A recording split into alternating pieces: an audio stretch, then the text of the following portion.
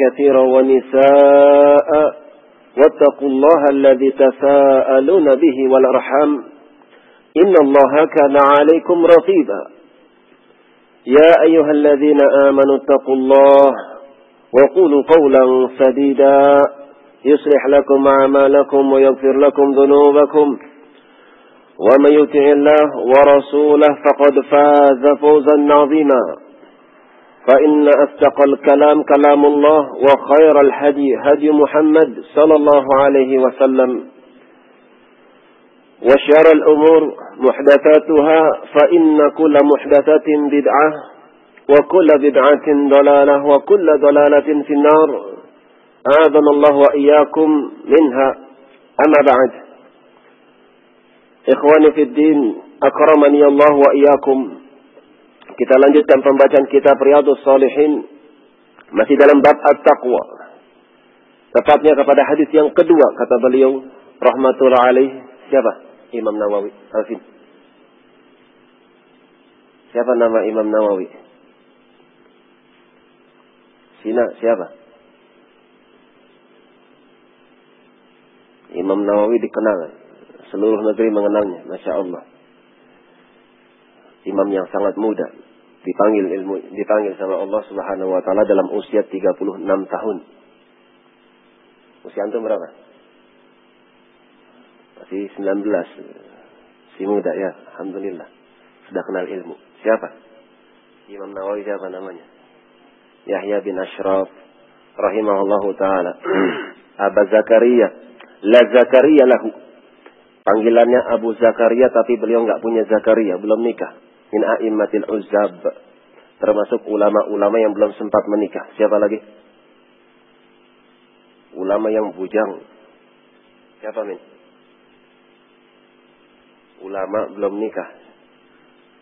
Bukannya rohib, bukan, tapi belum sempat nikah.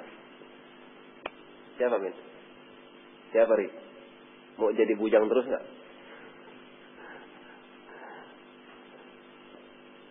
Siapa? Arif. Kasih hadiah teh, lumayan hangat. Siapa? Syekhul Islam Ibnu Taimiyah rahimahullahu taala. Siapa namanya Ibnu Taimiyah? Yusuf.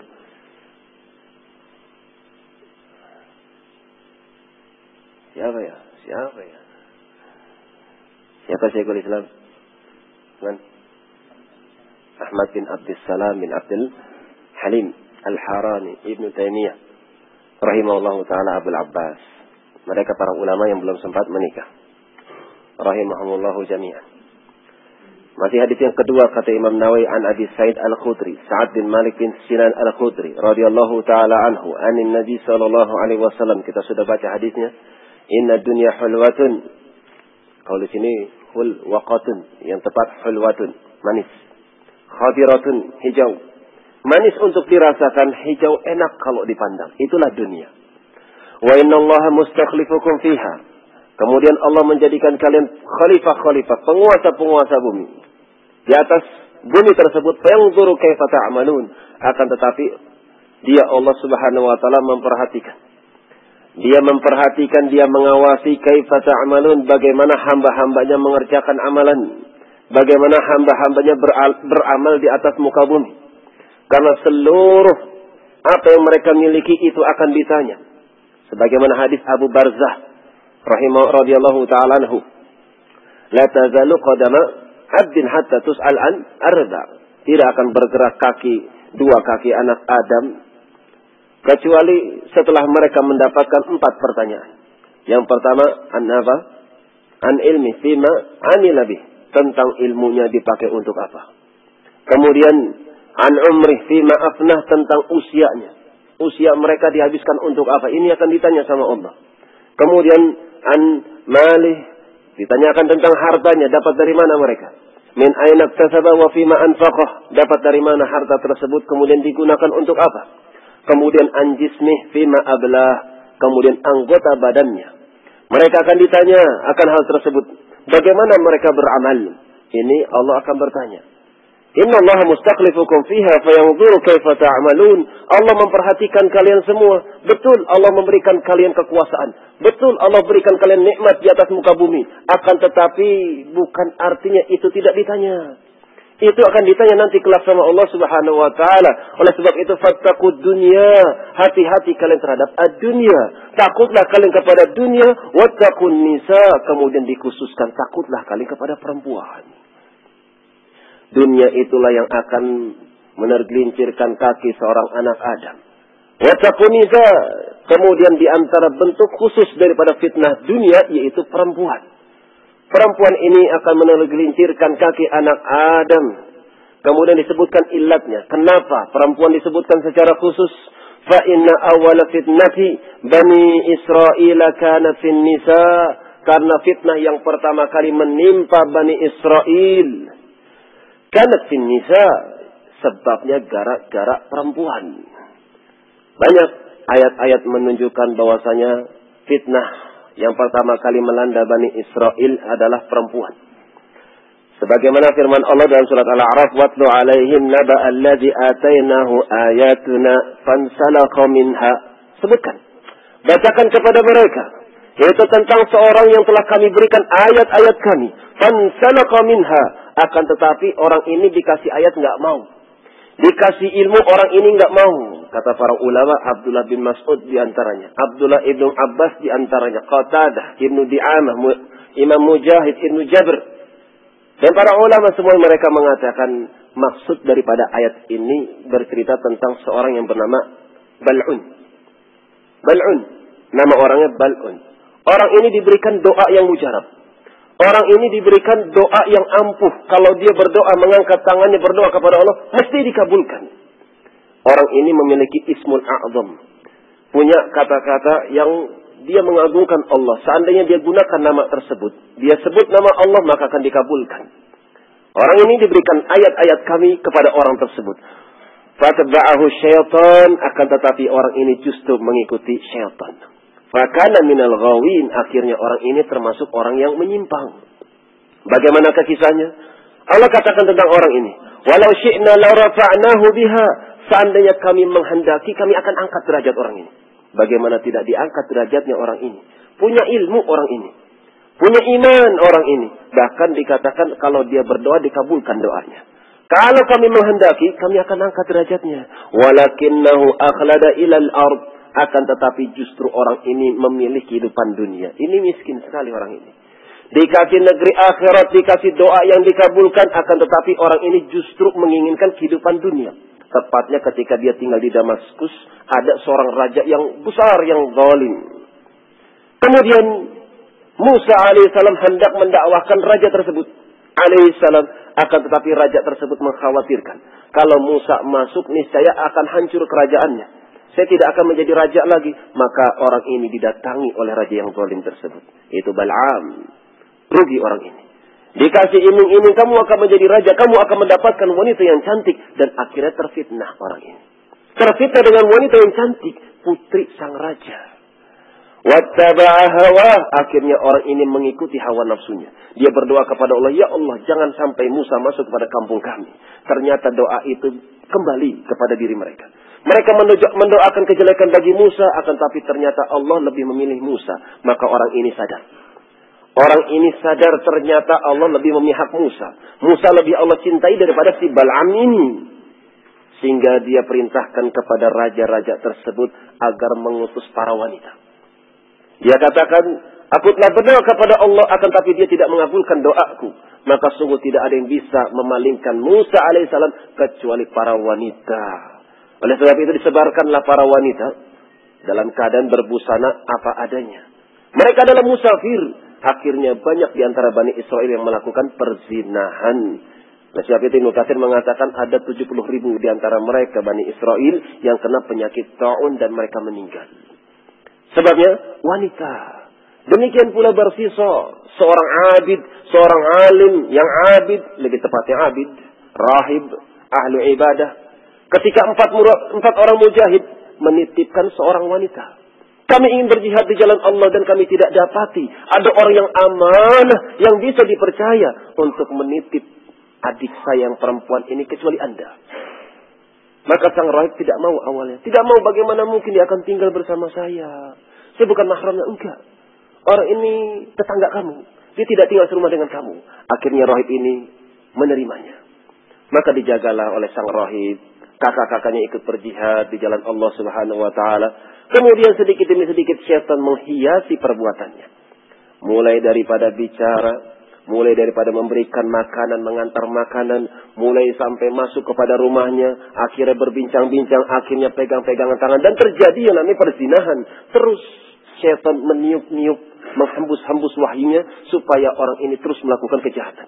Maka tatkala sang rahib ini sudah pusing kepalanya, karena dia telah melakukan kezina, telah melakukan perzinahan, dan dia menyesal kepada Allah. Maka syaitan mencacinya, kamu ahlu ibadah, kamu katanya alim tapi kamu berzina, rasakan kamu. Maka ketika orang ini sedang berpikir dan berpikir, muncul syaitan membawa solusi. Kalau begitu bunuh saja wanita ini. Kalau dia dibunuh, katakan kepada manusia, orang ini sakit, beres, selesai masalah. Maka wanita ini pun dibunuh. Setelah dibunuh, habis perkara. Maka ternyata syaitan muncul dalam bentuk mimpi, mendatangi kakak-kakaknya, bahwasanya adikmu telah dibunuh, dikubur secara zalim dalam keadaan penuh dengan luka. Kakak pertama, kedua, ketiga, dan empat mengalami mimpi yang sama. Maka mereka bercerita, ini adalah mimpi yang hak. Maka mereka datangi.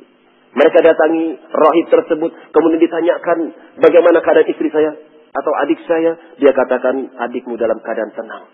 Kemudian dia sakit, kemudian dia meninggal. Di mana kuburnya? Ditunjukkan ternyata penuh dengan luka. Akhirnya gempar ketika itu. Rahib yang dikatakan abid, ahlu ibadah, ternyata melakukan zina. Maka disaliblah orang ini. Setelah disalib, syaitan tidak berputus asa. Terus diganggu orang ini. Bagaimana caranya anak Adam ini bisa melakukan perbuatan kesyirikan. Maka ketika sudah sakaratul maut, rahib tersebut, maka syaitan berbentuk lelaki yang sangat tua. Dia katakan, kamu ingin bebas? Kamu ingin hidup? Iya, saya pengen hidup. Kalau begitu sujud sama saya. Tapi saya terikat, kaki saya disalib, tangan saya disalib. Bagaimana saya bisa sujud kepada Anda? Maka anggukan kepalamu, sujud kepada saya. Karena si syaitan ini tahu bahwasanya orang ini akan datang kematiannya. Maka ketika itu orang ini sujud dengan menganggukkan kepalanya. Kemudian malaikat al-maut mencabut ruhnya. Oleh sebab itu Allah berfirman, kamathali syaitani idh qala lil insani kfur falamma kafara qala inni bari'um mink inni akhafullaha rabbal alamin. Perumpamaan orang seperti ini seperti perumpamaan syaitan. Itu tatkala mereka berkata kepada manusia, kufurlah kamu. Setelah orang kufur, setelah manusia ini kufur, maka syaitan berkata, saya berlepas diri daripada kamu. Karena sungguh saya takut kepada Allah Rabbal Alamin. Surat apa itu? Al-Hasyr. Disebutkan oleh Imam Ibnu Katsir dalam tafsirnya. Hati-hati terhadap wanita. Wattaqud dunya wattaqun nisa. Hati-hati kalian kepada dunia. Terkhusus para wanita, hati-hati. Apalagi musuh-musuh Islam, mereka sangat semangat sekali. Dari mulai iklan sampo sampai iklan sikat gigi, semuanya ada mesti ada gambar perempuan. Apa tujuannya? Supaya rusak pikiran manusia. Kalau sudah rusak, bangga mereka. Akhirnya rusak juga umatnya Muhammad. Itu yang mereka inginkan. Oleh sebab itu hati-hati. Fa inna awwala fitnati bani Israil kanat fin nisa. Oleh sebab itu kata Rasul, sesungguhnya fitnah yang pertama kali melanda Bani Israel sebabnya karena perempuan. Jadi jangan bermudah-mudah. Wallpapernya Masya Allah wanita. Kan pakai cadar Ustaz. Subhanallah. Ada yang kayak gini? Ada. Inna lillahi wa inna ilaihi rajiun. Hati-hati. Jangan bermudah-mudah. Rawahu Muslim. Hadis ini dikeluarkan oleh Imam Muslim rahimahullahu taala. Pelajaran bisa kita ambil. Kata penulis di sini, yang bagi az-zuhud fi dunya wa adamul jari wara al-hitamiha aw ta'alluqi bi awhamiha. Hendaknya seorang itu dia zuhud kepada dunia. Zuhud kepada dunia, jangan menggantungkan hatinya kepada dunia. Betul manusia butuh kepada dunia. Betul manusia butuh kepada kehidupan dunia. Betul. Akan tetapi jangan jadikan tujuan. Seorang mengambil bagian daripada dunia, silakan, fasilitas digunakan sebagai fasilitas. Yang namanya fasilitas ya bukan tujuan. Maka Rasul SAW telah memberikan contoh yang sangat baik. Dalam hadis yang sahih, Rasul SAW ketika itu sedang tidur. Ketika beliau sedang tidur, maka Abdullah ibnu Mas'ud radhiyallahu ta'ala anhu dan juga para sahabat yang lain mengatakan kalau Umar Ibn Khattab menangis. Kalau Umar Ibn Khattab menangis melihat Rasulullah dalam keadaan tidur, kemudian bangun, ternyata pundaknya nyeplak yang namanya tikar. Nyeplak tikar, nyeplak berbagai macam ranjang-ranjang yang keras. Bukan ranjang-ranjang empuk, bukan.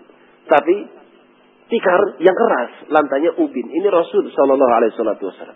Maka Abdullah bin Mas'ud dan juga para sahabat yang lain, bagaimana kalau kami berikan anda sebuah ranjang yang agak empuk sedikit, bagaimana? Maka Rasulullah cuma tersenyum saja. Malilid dunya, apa urusanku kepada kehidupan dunia? Illa qarakid yastazillu tahta syajarah thumma raha wa tarakaha. Apa urusanku kepada kehidupan dunia? Apa manfaatnya dunia bagiku, wahai Abdullah?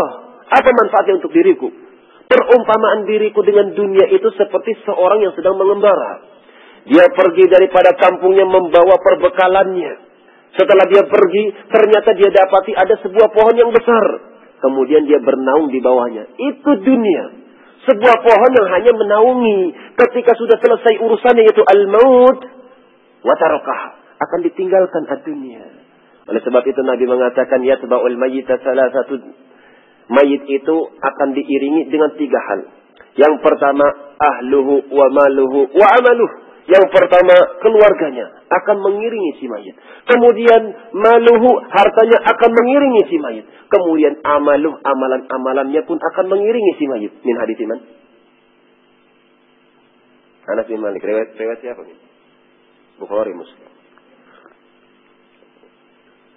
Kemudian kata Rasulullah, fayarji'u isnani wa yabqa wahid. Yang 2 akan kembali ke bumi, yang 1 akan menemani si mayit. Kata Rasul, fayarji'u, maka yang akan kembali yaitu ahluhu wa maluh. Keluarga dan harta. Wa yabqa wahid amaluh. Yang sisa cuma 1, amalannya. Sebab itu ikhwanana, hati-hati, persiapkan diri kita. Banyak-banyak kita beramal. Jadikanlah takwa sebagai modal. Modal bertemu dengan Allah Subhanahu wa taala sebagaimana firman-Nya, "Wa tazawwadu fa inna khairaz zadit taqwa." Berbekallah kalian. Carilah bekal ketika kalian hidup di dunia, dan sebaik-baik bekal adalah takwa. Allah juga berfirman, "Ya ayyuhalladzina amanu taqullaha wal tanzur nafsum ma qaddamat lighad wattaqullaha innallaha khabirum bima ta'malun." Allah katakan, wahai segenap orang-orang yang beriman, takutlah kalian kepada Allah, takutlah kalian kepada Allah, dan persiapkan pertemuan kalian dengan Allah Subhanahu wa taala. Sudah siap ketemu Allah? Sudah siap ketemu dengan malaikat al-maut?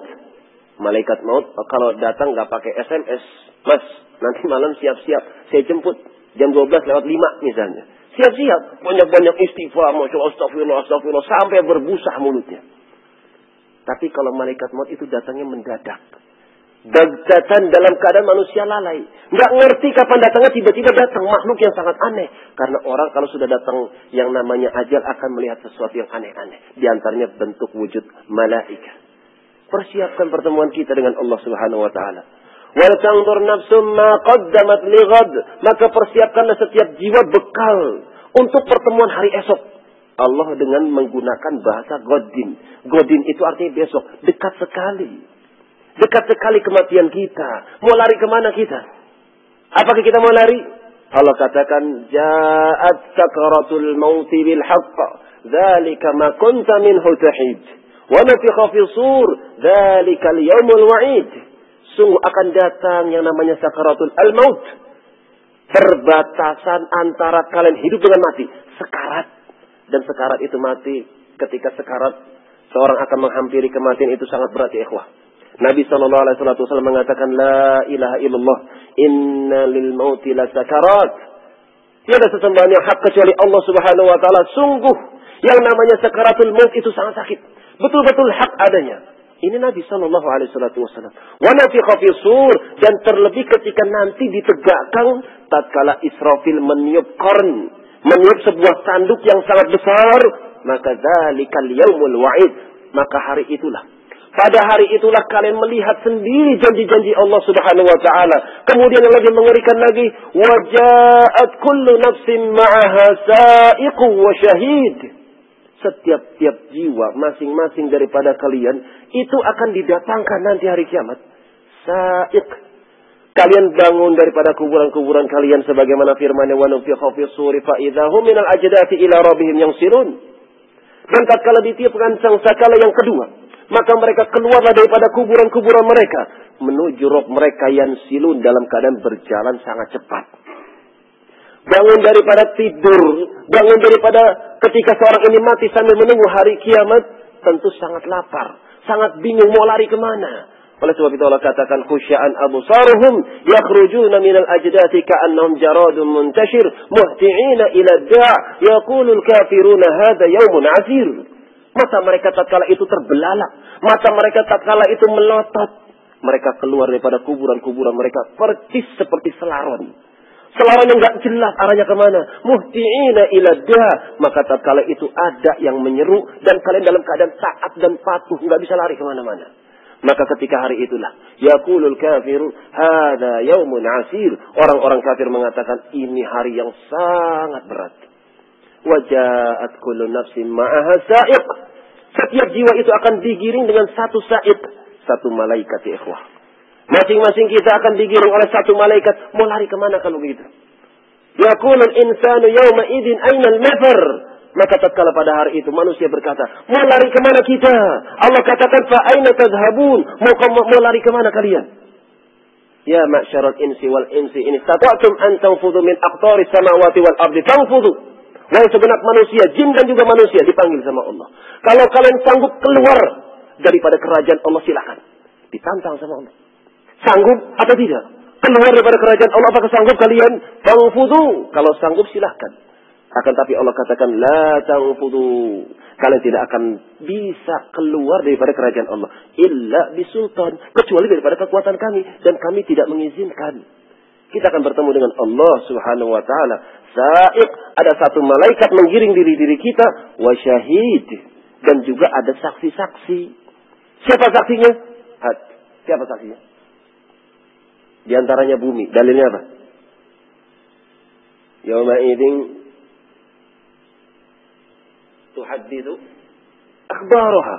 Pada hari itu bumi akan berbicara terhadap perbuatan-perbuatan yang kalian amalkan.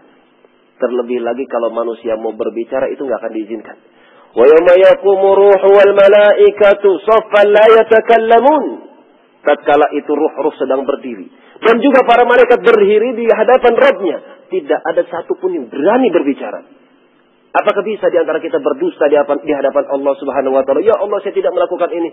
Kalian akan melihatnya. Al-yawma naqtimu ala afwahihim wa tukallimuna aydihim wa tashhadu arjuluhum bima kanu yaksibun. Allah katakan dalam surat apa ini? Ayo, murajaah biar kuat hafalannya. Al-yawma naqtimu ala afwahihim wa tukallimuna aydihim wa tashhadu arjuluhum bima kanu yaksibun. Sering dibaca sama orang-orang Nahdiyin kalau malam Jumat. Tapi nggak tahu artinya. Ya sih, sepakat ya. Pada hari ini kata Allah Subhanahu wa taala, al-yawma naqtimu ala afwahihim, kami akan tutup mulut-mulut mereka. Wa tukallimuna aydihim, dan tangan-tangan mereka akan berbicara. Wa tashhadu arjuluhum, dan kaki-kaki kalian akan menjadi saksi bima kanu yaksibun, disebabkan amalan-amalan yang kalian lakukan. Apakah sudah siap ikhwah? Kita bertemu dengan Allah Subhanahu wa taala. Oleh sebab itu banyak-banyak istighfar. Karena sungguh Allah Subhanahu wa taala innahu la sa'atun min kulli lail. Sesungguhnya ada satu malam kata Allah.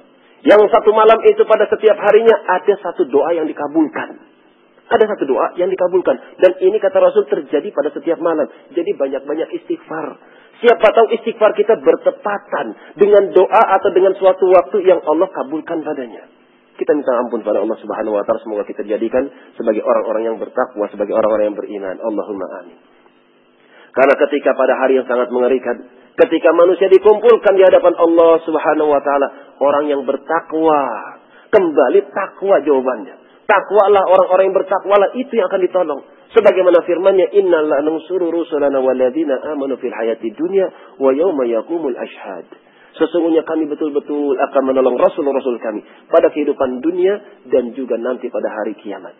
wal 'aqibatu lil muttaqin. Dan sungguh akibat yang paling baik cuma bagi mereka orang-orang yang bertakwa. Alaina taqwallah. Sebab itu kuatkan hati-hati kita, mantapkan hati-hati kita. Banyak-banyak belajar, kemudian manfaatkan ilmu yang sudah kita dapati dengan diamalkan. Qala rahimahullahu ta'ala asalis, pelajaran yang selanjutnya. Hadis yang ketiga, kata Imam Nawawi rahimahullahu ta'ala wa ibn Mas'udin radhiyallahu ta'ala anhu, anna Nabiyya sallallahu alaihi wasallam kana yaqul. Nabi sallallahu alaihi wasallam kadang suka berdoa. Adapun kana itu maknanya istimrar, terus menerus. Beliau berdoa kepada Allah. Apakah bunyi doanya? Allahumma inni as'alukal huda wat-tuqa wal-'afaf wal-ghina. Rawahu Muslim. Rasul senantiasa berdoa dan biasa dikatakan bacaan setiap subuh. Allahumma inni as'alukal huda. Ya Allah, aku mohon kepadamu petunjuk. Rasul yang membawa petunjuk. Syarat seorang akan mendapatkan petunjuk mengikuti Rasul. Allah katakan, wa in tuti'uhu tahtadu. Seandainya kalian mengikuti dia, Muhammad sallallahu alaihi wasallam, tahtadu. Kalian akan mendapatkan hidayah. Lantas bagaimana dengan ucapan ini? Ya Allah, aku minta kepadamu hidayah. Apakah Rasul belum mendapatkan hidayah? Maka jawabannya kata para ulama, kalau hidayah, huda itu kosong daripada amalan-amalan, maka maknanya petunjuk. Tapi kalau huda digandengkan dengan amalan-amalan, maka maknanya ilmu. Ilmu ya ikhwah. Rasul minta ilmu. Allahumma inni as'alukal huda. Ya Allah, aku minta kepadamu ya Allah petunjuk. Apa maksud petunjuk di sini? Ilmu. Sebagaimana firman-Nya, wa qur rabbi zidni ilman. Katakan oleh engkau wahai Muhammad sallallahu alaihi wasallam, ya Allah minta, tambahkanlah bagiku ilmu. Maka dibuktikan sama Rasul. Allahumma inni as'alukal huda. Ya Allah, aku mohon kepadamu petunjuk. Aku mohon kepadamu ilmu ya Allah. Wattuqa. Demikian pula ketakwaan. Aku mohon kepadamu ya Allah agar aku menjadi orang yang bertakwa. Siapa orang yang paling bertakwa? Rasul sallallahu alaihi wasallam. Apakah beliau merasa cukup dengan amalannya? Maka tentu jawabannya tidak.